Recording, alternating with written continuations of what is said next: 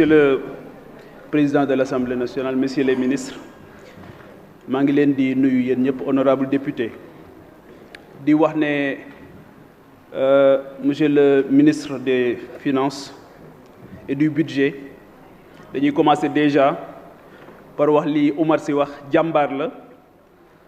boroom xam-xam la ay boroom xam-xam la àndal mais dañoo jàpp ne l'État du Sénégal n'est pas assez un État stratège parce que li tax ma koy wax mooy mënuloo 60 ans après wala 62 ans après nga ñëw di ñu présenter un budget ñu ne c'est un budget solution yeneen budget yi fi jaar budget lan lañu beneen jàngat bu njëkk bi mooy monsieur le ministre tey jii sunu dette bi indi na coow lu bari ci assemblée nationale bi mooy ni ñuy lebe man dama bëgg rek ñu am un consensus sur le diagnostic te consensus boobu mooy il faut que man je demande à ce qu'on ait les états généraux de la dette ba nga xamante ni ñi nga xamante ni ñoom ñooy les acteurs majeurs de cette république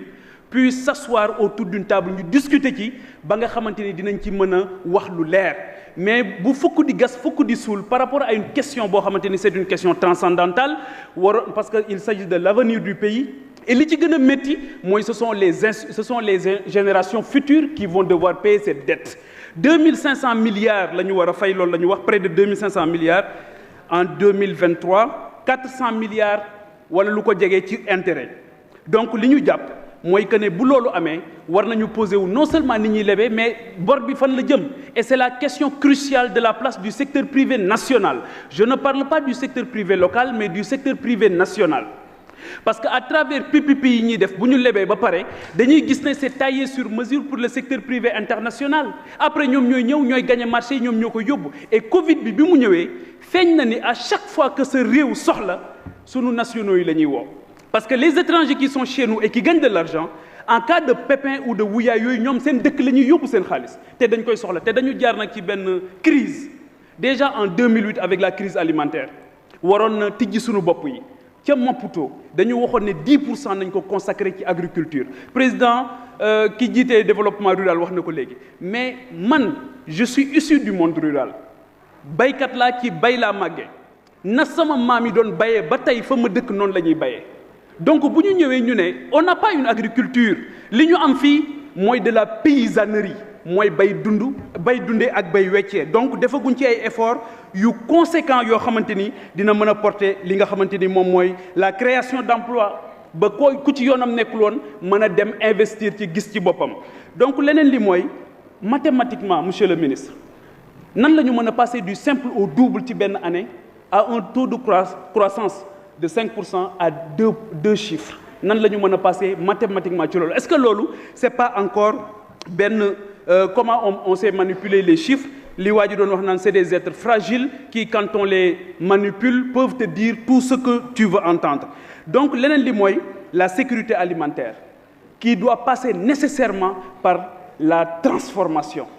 qui doit suñu ne ñoom souveraineté alimentaire la ñuy wax mais moi je parle beaucoup plus de sécurité alimentaire parce que il y a aussi la question liée aux OGM bi nga xam évoqué nañ ko dinañ ki ñëw avec le ministre sectoriel beneen bi mooy quelle est la place de l'éducation dans ce budget gis nga dëkk boobu tudd Fambine am na ku ko fi wax léegi xale yi dañuy jaar ci biir ndox mi pour dem jàngi beneen bi mooy quelle est la place de la santé hôpitalu Mbour bële ma gis jigéen ñi hôpitalu Mbour bi ma gis jigéen ñi da ngay accoucher jóg salle d'accouchement bi c'est terrible da ngay dem accoucher ñëw sa mère gàddu ngay fekk ñu lalal la pour nga tëdd ci beneen bi mooy te li may je parle sous le contrôle des députés de Mbour donc je pense que la place de l'éducation la place de la santé la place de la recherche scientifique parce que la recherche aussi la crise Covid bi loolu la wane mooy il faut qu'on investisse beaucoup d'argent dans la recherche sinon bu ñu ko deful après on va continuer bu pépin amee ñuy laaj li nga xamante ni moom mooy vaccin wala yu mel noonu yoo xamante ni 62 ans après je pense que fondamentalement sunu réew war nañu dépasser ces questions grégaires ñu dem ci des véritables questions les enjeux la place du numérique dans ce budget parce que aujourd'hui c'est le numérique qui peut résorber ce gap du chômage c'est ce numérique qui peut aider la jeunesse qui se cherche actuellement qui est dans le désert cette jeunesse qui est au côte de Lampedusa nga xamante ni jamono bu ci nekk foofu la ñuy nekk donc je pense que ne monsieur le ministre il faut qu'on soit davantage stratège Et comme le disait un grand penseur, ils ont échoué parce qu'ils n'ont pas commencé par le rêve. Et nous avons besoin de rêver, nous avons besoin de dirigeants qui rêvent. Je vous remercie.